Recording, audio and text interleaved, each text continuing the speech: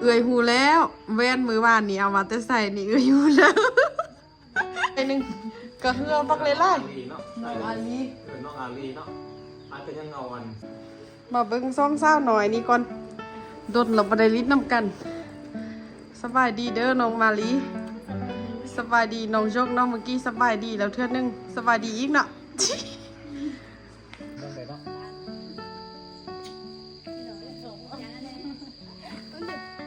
ไปเอาหูบะมายืนตอนตะเวนกำลังตกดินโอ้โหบรรยากาศโคตร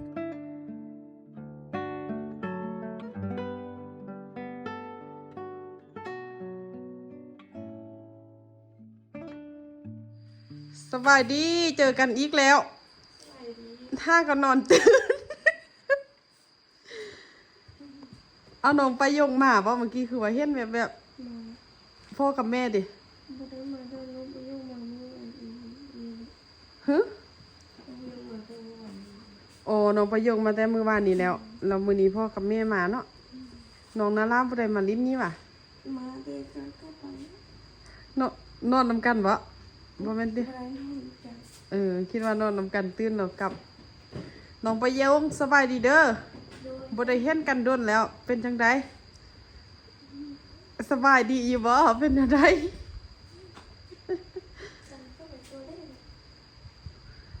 โดนแล้วเนาะบ่ได้เห็นกัน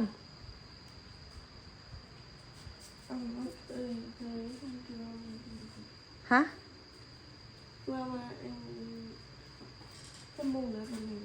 ตอนนี้บ่5 โมงแล้วนี่มาค่ำพุ่นเนาะว่าสิมาก็บ่ได้มาจากเทื่อแดดฮ้อนโอ้ผมกูดหมดแล้วมัดผมนอนนี่เฮ็ดซี่เล็บมาใหม่สมอบ่ได้เบิ่งห้าก็เห็นซี่เล็บจังนั้นจะเฮ็ดมาใหม่สมอนี่นะเอากี่เบิ่งเบิ่งมันซี่เล็บอยู่ติเอามายังถ่าใส่เอามาเบิ่งดูนี่โอ้โหก็เซ็งมือเซ็งถาไปถ่าให้ถาเองโอ้โหเปลี่ยนซี่เล็บใหม่แล้วบ่สั่งถ่าเปิบเลอะหมดเลยห้าก็ซื้อมาปะก็น้องยงเนาะโอเคเดี๋ยวเข้าไปอันลืมบอกมื้อนั้นนะมาถ่ายอยู่นี่เนาะเราเห็นโทรศัพท์อยู่นี่หั่นน่ะเขาจะบอกว่าบ่ต้องเอาโทรศัพท์มาซักอยู่นี่ว่าซั่นอยู่ถึงตู้เย็นนี่นะบ่ต้องซักโทรศัพท์เปล่านี่ยานโทรศัพท์กับตู้เย็นเอามาใส่กันยานมันสิระเบิดว่าซั่นเขาว่าแบบนั้นเขาบอกว่าบ่ให้ซักโทรศัพท์แล้วปะอยู่ถึงตู้เย็นหรือว่าบ่ซักก็บ่ให้ปะก็คือบ่ให้เอาไว้ถึงตู้เย็นหั่นน่ะปกติแม่นมักเอาไว้ถึงตู้เย็นตลอดเลยแม่นบ่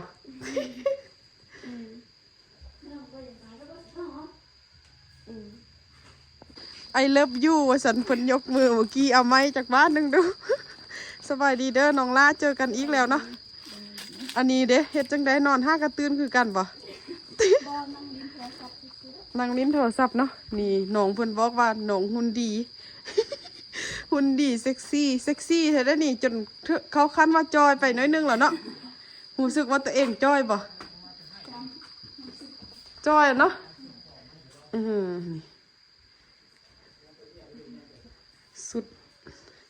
สุดลัดรูป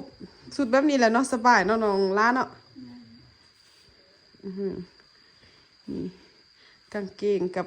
เสื้อน้องล้าแต่งตัวแบบนี้จังเท่เนาะมักแต่งตัวแบบนี้นี่เท่แหละเดี๋ยวนี้หักอันบนนอนคือล้างหน้าเสื้อเปียกหมดบนใดได้น้องนารานี่เก็บหลักฐานได้ไหม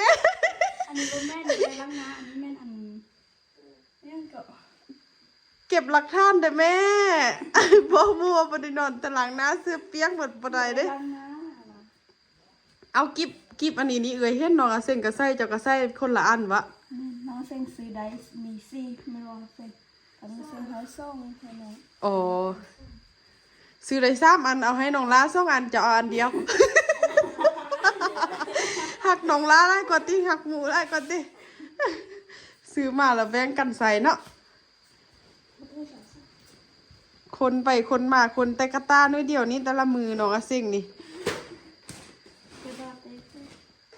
ปนกันเลยเป็นบ่เสื้อผ้าเจ้ากับเสื้อผ้าน้องนี่แยกกันบ่แยกกันหรือปนกัน เป็นเหตุการณ์เดิมเอาไว้ซ้อนดำมา อ๋อบ่ได้เด้น้องอาเซ็งสิแก่เสื้อเนาะบ่ให้เบิ่งได้แม่นอยู่บ่สิแก่เสื้อบ่หรือบ่แม่น เปลี่ยนแล้วเสือมา สิเปลี่ยนเสื้อบ่เอาเนาะ เสือนี่มันสูง เสื้อนี่มันโซโพดเบิ่งแม่เอ่ยมาหอดแล้วเปลี่ยนไหมว่ามันโซบัดเอ่ยบ่อยู่หั่นนะจัก น้องนาราคือการเปลี่ยนสุดใหม่แล้ว มาห้องแล้วมาอ้าวบ่เด็ก อ๋อมาหอดแล้วมาอาบเนาะมาอาบน้ำแล้วเปลี่ยนสุดใหม่ รู้สึกว่าห้องว่ามันยัง มื้อนี้พ่อแม่มาหอดประมาณจักโมงฮู้อยู่บ่ ประมาณ5 โมง 6 โมง ตอนนี้ก็5 โมงแล้วได้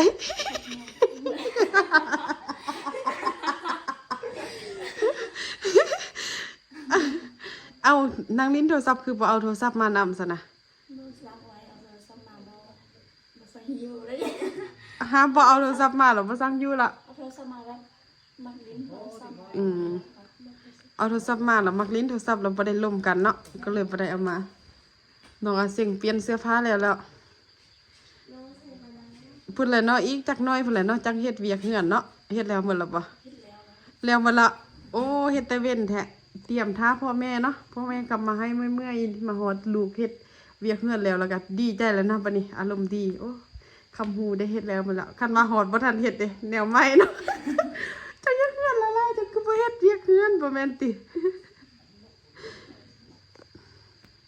นี่เลยตอนนี้ก็พากันอยู่ที่เฮือนน้องอาเซ็งเนาะมาลิ้นน้องนารากลับมาแล้วจากหน่อยน้องนารากลับไปอีกแล้ว อยู่อีกประมาณจากมือหูอยู่ปะ ประมาณอาจจะนานนาที ฮะ อาจจะ5-6 มื้อนี่จะได้ไปเพราะว่า โอ้ก็คือว่ามาพักผ่อนก่อนเนาะเฮ็ดแล้วหมดแล้ว ก็เลยมาพักผ่อนก่อนประมาณ5-6 มื้อประมาณอาทิตย์นึงสั้นๆเนาะแล้วก็กลับไปเฮ็ดใหม่บัดนี้ กลับไปเฮ็ดหยังบัดนี้ เส้นยามันต้น เสียหญ้ามันต้นเนาะอันปลูกมักเดยหรือปลูกสาลี ปลูกมันเลย ปลูกมักเดยแล้วเนาะแล้วก็ไปเสียหญ้ามันต้นแล้วก็ไปเสียหญ้ามักเดยอีก บ่ทาเสียติเนาะคุมยาแม่นบ่บ่ทาเสียมีแต่หญ้ามันต้นเท่านั้นเนาะเพราะว่าอันบ้านเฮาฝนมักตกแล้วมันขึ้นมาไวพุ่นเนาะเฮ็ดเฮ็ดอนามัยเสียบ่ทันเสียคันเฮ็ดกวงๆนี่แห้งหายเนาะเสียแล้วหมดให้แล้วกลับไปเสียอีกเทื่อนึงน่ะเนาะมันยาวไวพุ่นให้มีต้นกล้วยหลายอยู่บ่ต้นกล้วยป้าน่ะ ต้องมาไล่ คันมีต้นกล้วยป้าหันหลายนี่แห้งเมื่อยเนาะตัดแล้วตอนช่วยกลับไปเบิ่งยาวอีกแล้ว ตัดแล้วตอนแรงไปยาวอีกเนาะยาวไวโพดต้นกล้วยนี่นะ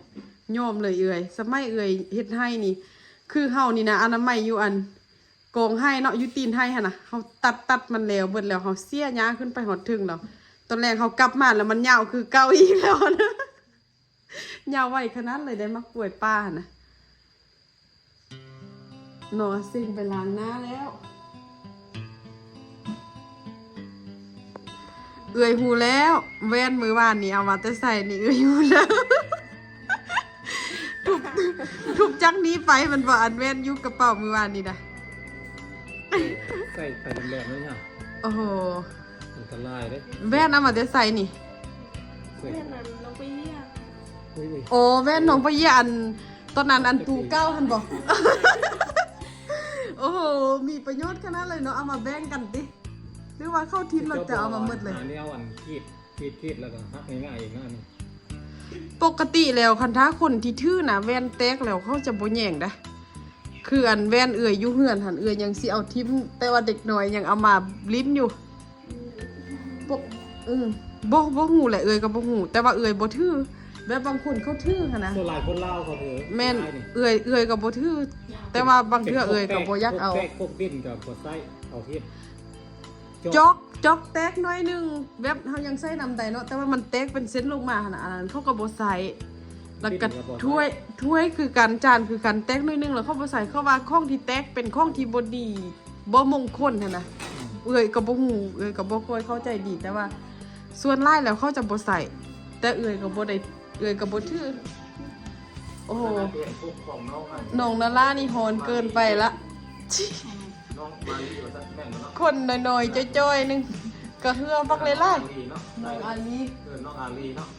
อาจจะยังเอาอันซื้อพวกแม่ให้เรา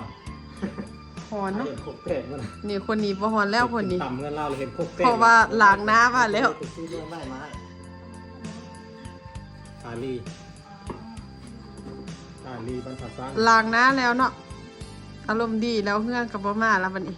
เสื้อกลับไปเปลี่ยนแล้วเพิ่นว่าเสื้อเมื่อกี้เซ็กซี่โพดว่าซั่นบัดตอนนั้นบ่อยู่หั่นนะนุ่งเซ็กซี่แบบนั้นไปลิ้น TikTok เสื้อทีมชาติเยอรมันแต่ดูแม่นปะเบิ่งโลโก้มันเด้อของเนี่ย นี่พุ่นนี่ เสื้อกีฬาของอย่างวะ บ่ฮู้ทีมพี่สั่งฮู้อ่านบ่ได้ ก่อนครับ อ่านได้แต่ข้างหลังฮะข้างหน้าอ่านบ่เป็น เสื้อน้องอาเซ็งเนาะสิเป็นของไผเนาะ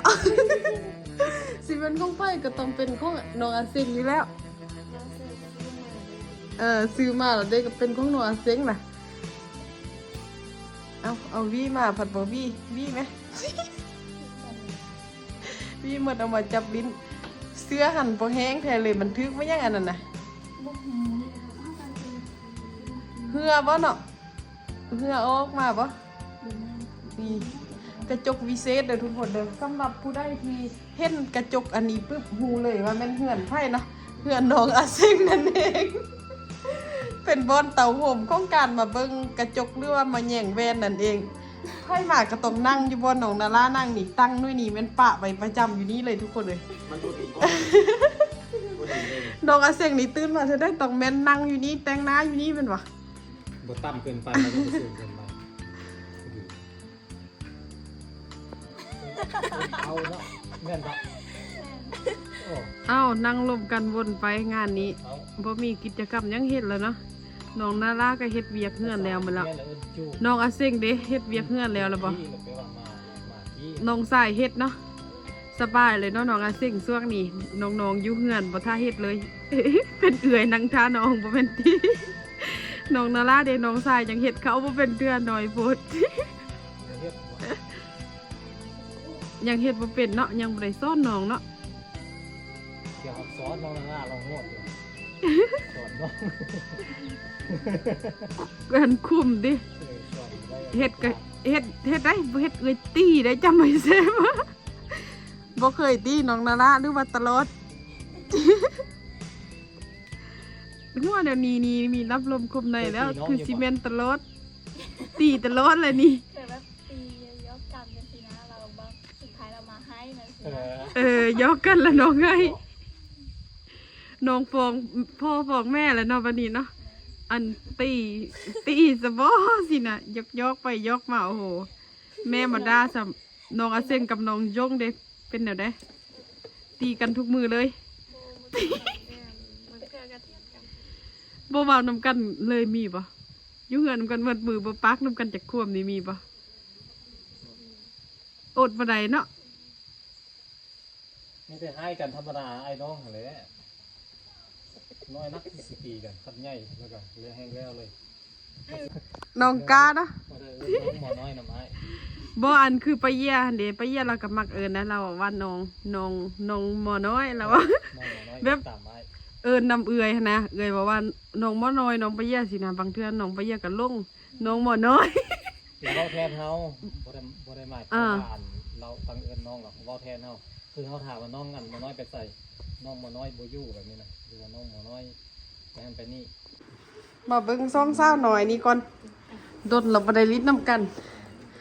สบายดีเด้อน้องมาลี สบายดี สบายดีน้องยกน้องเมื่อกี้สบายดีแล้วเทื่อนึงสบายดีอีกเนาะ ลิ้นนำกันทุกมือเลยบ่นี่ว่างๆก็มานั่งลิ้นนำกันแบบนี้แหละมานั่งลมกันแบบนี้แหละลมยังกันบ่นี่ วันนี้ลงมีได้เบิ้งโทรศัพท์ซื้อ ลมแต่เรื่องผู้บ้าบ่เป็นติ เจอเอ่ยฟาร์มเธอได้เว้าเรื่องผู้ว่าตลอดบ่ได้เด้ โอเคดีใจเรื่องน้องลาล่าเรื่องเฮ็ดให้แล้ว น้องดัวจีเด้ เมื่อยปะ ไปให้ ไปให้แล้วอ่ะ เดี๋ยวเรียกเนาะ น้องมาลีนี่อยู่เฮือนตลอดบ่มีหมู่ลิ้นนำเลยเนาะน้องจงกะฮากะมาอันแกงจุเจ้ามีจักคน ตัวนี้บริไทยเลยเนาะ ฮะแกงหั่นน่ะหมู่ลิ้นนำกันนี่น่ะรุ่นเดียวกันน่ะมี10คนมีไผเด้มีไผเด้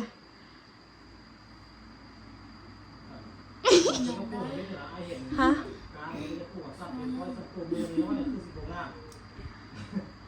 เอื้อยเคยเห็นจักคนแล้ว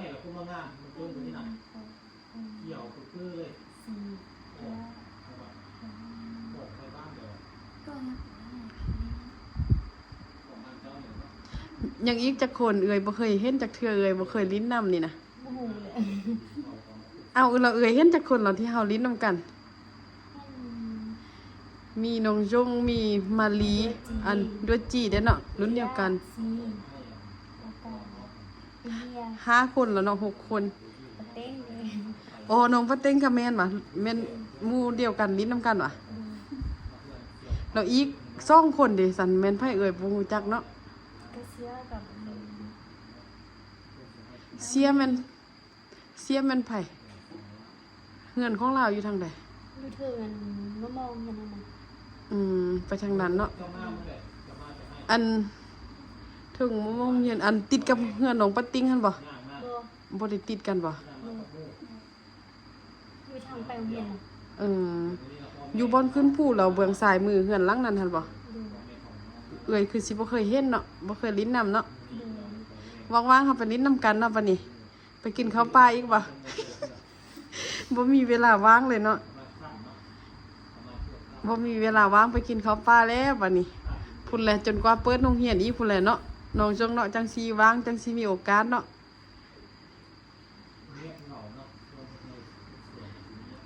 โอ้โหเอ้ยอยากไปกินข้าวปลาอีกเด้พาไปนั่งห้องเพลง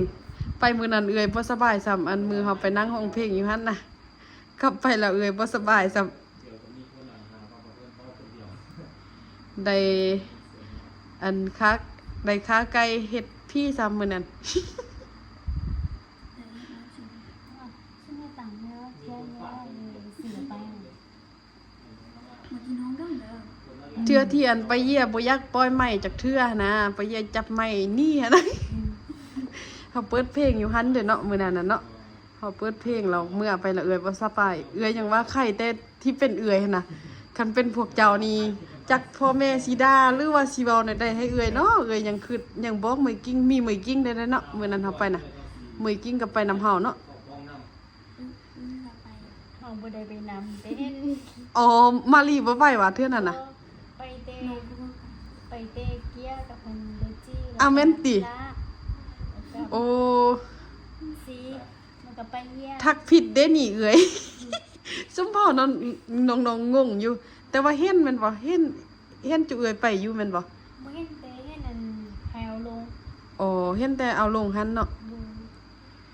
แสดงว่าเอ้ยเข้าใจผิดเด้นี่ มีน้องอันเกียเนาะน้องเกียกับน้องปาซี่มีปาซี่เดี๋ยวได้เนอกเท่านั้นน่ะ ไปห้องเพลงอยู่พุ่นแล้วเอ้ยบ่สบายทักผิด เนี่ยลิ้นน้ำกันตอนสำนี้ยังอายเอ้ยอยู่ คิดฮอดน้องว่าติ้งบ่เป็นหมู่กันน้องไปกินดองล่ะ คิดแด คิดได้ คิดได้บ่คิดได้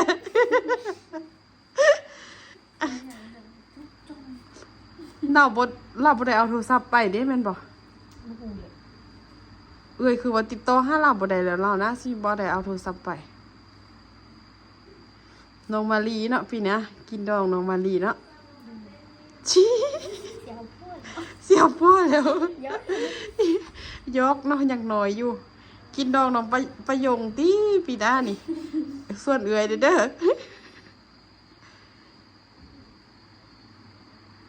ยังเคิ้นเอ้ยอยู่เนาะโดนบ่ลิ้นนำกันเคิ้นกองเนาะ